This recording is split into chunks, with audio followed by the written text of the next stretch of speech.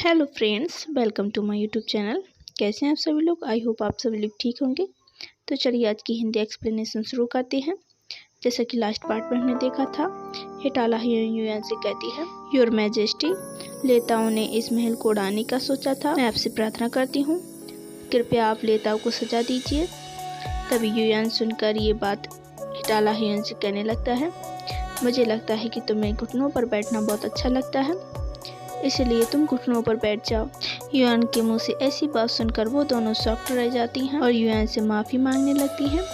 Yuan लेताओ को अपने साथ आने को कहकर वहाँ से जाने लगता है। तभी हमें दिखाया जाता है कि उन दोनों की छुपकर कोई बातें सुन रहा होता है। वो कौन होता है ये हमें आगे पता चलेगा। लेताओ कंफ्यूज लुक में युआन की तरफ देखती है और कहती है, यस योर मैजेस्टी, और उसके पीछे चलने लगती है। तभी हिटाला युआन लेताओ का रोप पकड़कर खींचने लगती है। तभी उससे फुगा चियांची कहती है, हिटाला युआन तुम ये क्या कर रही हो? लेकिन हिटाला युआन उसकी बात नहीं सुनती है और उसका रोप पकड़कर खींच देती है। तभी लेताओ नीचे गिरने ही वाली होती है और वो सोचने लगती है, मेरी लाइफ में ऐसा क्यों होता है, हमेशा मेरे विशेष के बीच में ऐसा क्यों होता है।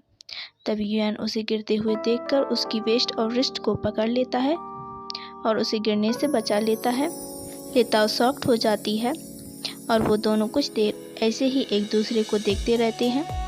युआन लेताओ से पूछता है, क्या तुम ठीक हो? तो लेताओ से कहती है, अंकल स्ट्रेंज कहीं कि मुझे छोड़ो। लेताओ युआन को देखकर ब्लश करने लगती है और अपने मन में सोचने लगती है, मुझे थोड़ी देर ऐसा लगा था कि ये सच में एक हैंडसम है, लेकिन ये मेरा इल्यूशन था, केवल एक इल्यूशन। और युआन उसकी ऐसी बात सुनकर उसे छोड़ देता है और लेताओ नीचे गिर जाती है। सडनली युआन उसके क्लोज आ जाता है और उससे पूछने लगता है, तुमने अभी मुझे किस नाम से बुलाया? तभी लेताओ कहती है, तुम मुझसे उम्र में बहुत बड़े हो तो मुझे तुम्हें अंकल बुलाना चाहिए। तो युआन उससे पूछने लगता है, तुम मुझे इस नाम से नहीं बुला सकती हो? तो लेताओ कहती है, अगर तुम मुझे इस नाम से नहीं बुलाना चाहती हो, अपना टाइटल चेंज करवाना चाहती हो, तो तुम मुझे मनी पे करो। युआन ऐसी बात सुनकर उसे पुश कर देता है। तभी हिटाला युआन और फुगा चियांची उससे माफ़ी मांगने लगती हैं। तभी युआन कहता है, शट अप, और वो उन दोनों से कहता है, लगता है तुम लोगों को घुटनों पर बैठना बहुत अच्छा लगता है, तुम दोनों 4 घंटों तक घुटनों पर बैठी रहोगी और तुम्हें कंक्यूबाइन की लिस्ट से बाहर निकाल दिया जाता है और मैं तुम्हें कभी दोबारा नहीं देखना चाहता हूँ। वो लेडी अभी भी उन दोनों की बातें सुन रही होती है। तभी लेताओ को आवाज़ लगाते हुए कोई आता है। लेताओ और युआन वहीं पर खड़े हुए थे और लेताओ और युआन वो आवाज़ सुनकर सडनली उसकी तरफ देखते हैं। तो हमें पता चलता है जो उसे आवाज़ लगा रहा था वो कोई और नहीं, वो हमारा था चिगे। फाइनली चिगे की भी एंट्री हो जाती है। चिगे लेताओ से कहता है, लेताओ मेरे पास आओ, और लेताओ का आते ही वो उसका हाथ पकड़ लेता है। तभी उसे नोटिस होता है कि युआन भी वहीं खड़ा हुआ होता है और वो उसे ग्रीटिंग करता है और युआन उसे खड़ा होने को कहता है। तभी चिगे उसका सडनली हाथ पकड़ता है और उसे वहाँ से ले जाता है। तो युआन सोचने लगता है, ये बिल्कुल अभी भी बच्ची जैसी है, बिल्कुल भी नहीं बदली है, हमेशा ट्रबल करती रहती है। वहाँ दूसरी तरफ हमें दिखाया जाता है, चिगे अभी भी उसका हाथ पकड़े हुए होता है और कहता है, योर मैजेस्टी, मैं लेताओ को ले जा रहा हूँ। और वो उसका हाथ पकड़कर उसे ले जा रहा होता है। वो उसे क्लासरूम में ले जाता है जहाँ पर उसके टीचर खड़े हुए होते हैं। उसके टीचर लेताओ का डुप्लीकेट उसे दिखाते हुए कहते हैं, ये क्या है प्रिंसेस लेताओ, और उसके सामने वो ही तोड़ देते हैं। लेताओ खुद अपसेंट रहती है और अपना डुप्लीकेट बनाकर वहाँ रख जाती है। टीचर उसे कहते हैं, जाओ बाहर जाकर खड़ी हो जाओ। तभी लेताओ के आर से रिक्वेस्ट करती है कि वो उसकी मदद करे। तभी एंट्री होती है हमारी के आर की। के आर खड़ा होता है और टीचर से कहता है, मिस्टर युआन, प्रिंसेस लेताओ मेरी स्टडी में पार्टनर है, मुझे इस वक्त प्रिंसेस लेताओ की ज़रूरत है, प्लीज़ आप प्रिंसेस लेताओ को मेरी मदद करने देंगे, मुझे कुछ नोट्स कॉपी करने हैं। तो टीचर उसकी बात सुनकर मान जाती हैं और उससे कहती हैं, प्रिंस के आर की तुम्हारी ज़रूरत है तो तुम जाकर उसकी मदद करो और तुम नोट्स को 3 बार कॉपी करोगी, यही तुम्हारी सज़ा है। तो लेताओ और चिगे के आर को थैंक्स बोलते हैं। देन नेक्स्ट हमें महारानी का कक्ष दिखाया जाता है जो कि युआन की मदर होती हैं। युआन की मदर युआन को अपने पास बुलाती हैं। तभी युआन उनके पास आता है और उन्हें ग्रीटिंग करता है और उनसे पूछता है क्या हुआ मदर, आपने मुझे क्यों बुलाया? यहाँ पर हमें वो लेडी भी दिखाई जाती है जो चुपकर सारी बातें सुन रही होती है। युआन की मदर युआन से कहती है, मैंने सुना है कि जो राजकुमारियां मैंने इस महल में बुलवाई हैं, तुमने उन्हें महल से बाहर निकाल दिया क्योंकि उन्होंने प्रिंसेस लिताओ पर आरोप लगाया था। क्या ये सच है? सडनली युआन खड़ा होता है और अपनी मदर से कहता है, मदर वो दोनों प्रिंसेस रेकलेस और यंग हैं। मुझे डर था कि वो दोनों आपको कोर्ट में निराश न कर दें, इसलिए मैंने उन्हें वापस सेंड कर दिया। और ये कहकर वो स्माइल करने लगता है। उसकी मदर अपने मन में सोचती है कि मैं इससे बहस नहीं कर सकती हूँ। सडनली उसकी मदर खड़ी होती है और उसके पास आ जाती है और उसे कहती है, मैं इतनी ज़्यादा दुखी क्यों हूँ? वो हूँ तुम्हारी वजह से। तुम इतने ज़्यादा ओल्ड होते जा रहे हो और तुम्हारे पास इतनी ज़्यादा कॉन्क्यूबाइन है। तुमने आज तक इतना क्यों कुछ नहीं किया? और वो कहती हैं, आज मैं यंग प्रिंस से मिली थी, उसका बेबी जन्म ले चुका है और खूबसूरत है। मेरे पास क्यों नहीं एक ग्रैंड चाइल्ड है? तुम्हें ऐसा मेरे साथ क्यों कर रही हो? और वो रोने लगती है। युआन कहने लगता है, मदर तुम मेरे बारे में गलत सोच रही हो और तुम रोना बंद करो, तुम्हारे हेल्थ के लिए अच्छा नहीं है। वो कहता है, मदर आप जो कुछ भी कहेंगी मैं वो करने के लिए तैयार हूँ। तो उसकी मदर कहती है, क्या सच में? तो युआन कहता है, हाँ सच में।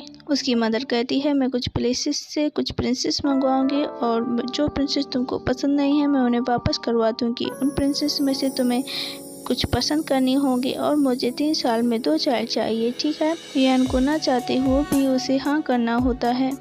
तभी उसकी मदर के पास खड़ी वो लेडी उसकी मदर के कान में कुछ कहती है। उसकी मदर युआन से कहती है, तुम प्रिंसेस लिताओ को इस महल से निकाल। युआन सडनली शॉक्ड हो जाता है और अपनी मदर से कहने लगता है, मदर आप क्या कहना चाहती हैं? क्या आप ये कहना चाहती हैं कि मैं उससे शादी करना चाहता हूँ? वो बहुत यंग है, मैं उसके बारे में ऐसा कैसे सोच सकता हूँ? और फिर उसकी मदर कहती है, वो अब यंग नहीं रही है, वो 14 ईयर ओल्ड हो चुकी है और हमें इस महल में इतनी बड़ी लड़की को नहीं रखना चाहिए जो कि सारे दिन यहाँ वहाँ घूमती रहे। और वो कहती है, तुम उसे वापस भेज दो। लेकिन युआन उसकी कोई भी बात नहीं सुनता है। तभी उसके पास खड़ी वो लेडी कुछ सोचने लगती है, जब तक लिताओ रहेगी तब तक मेरी प्रिंसेस हिटाला युआन कॉन्क्यूबाइन नहीं बन सकती।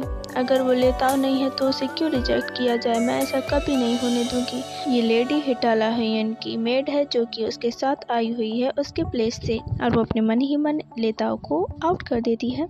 यहाँ युआन अपनी मदर से कह देता है, मदर मेरे कुछ अपने तरीके हैं, और ये कहकर वो वहाँ से जाने लगता है। वो अपने मन में सोचता है, मुझे क्यों हमेशा लगता है कि वो एक छोटी बच्ची है, शायद मैंने उसे बचपन से देखा है। और वो फिर कहने लगता है, लेकिन अब तो वो एक लेडी में परिवर्तित हो गई है और उसकी वेस्ट। और वो सोचने लगता है, युआन तुम ये क्या सोच रहे हो? क्या तुम पागल हो गए हो? तुम्हारा दिमाग खराब हो गया है। अपने माइंड को क्लीन करो। और अपनी मदर को हाँ कहकर वो वहाँ से चला जाता है। फिर वो लेडी मदर क्वीन से कहती है, मदर क्वीन अब प्रिंसेस हायन के बारे में क्या कह रही हैं? तो क्वीन कहती हैं, तुम उसे लिस्ट में ऐड कर देना।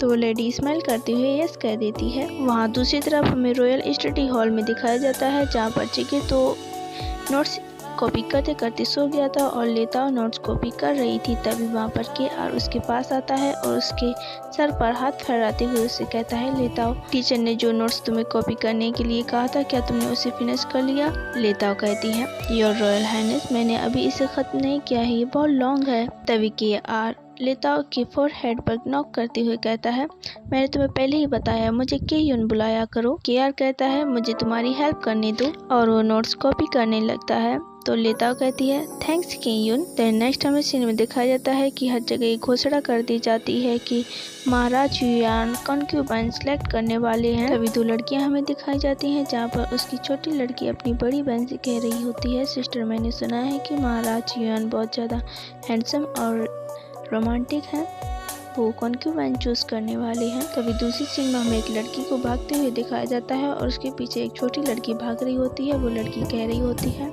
मुझे जाने दो, मुझे अपनी फैमिली से बात करनी है इसके बारे में। वो लड़की मिनिस्टर ऑफ रेवेन्यू मेंशन की तरफ जा रही होती है और वो आते ही अपने फादर से कहने लगती है, फादर मैं इस प्लेस में नहीं रुकूंगी, ये प्लेस एक बंदी गृह की तरह है, मैं यहाँ पर नहीं रह सकती हूँ, मैं कॉन्क्यूबाइन नहीं बनना चाहती हूँ। तभी उसके पीछे से आवाज़ आती है, डैड अगर सिस्टर वहाँ पर नहीं जाना चाहती है तो मैं उसके बदले में जा सकती हूँ। उस लड़की का नाम होता है उशूरी चीनिंग। सो गाइस ये पार्ट यहीं पर ख़त्म होता है। अगर आपको वीडियो पसंद आए तो वीडियो को लाइक करना मत भूलना। Thank you for watching and bye bye.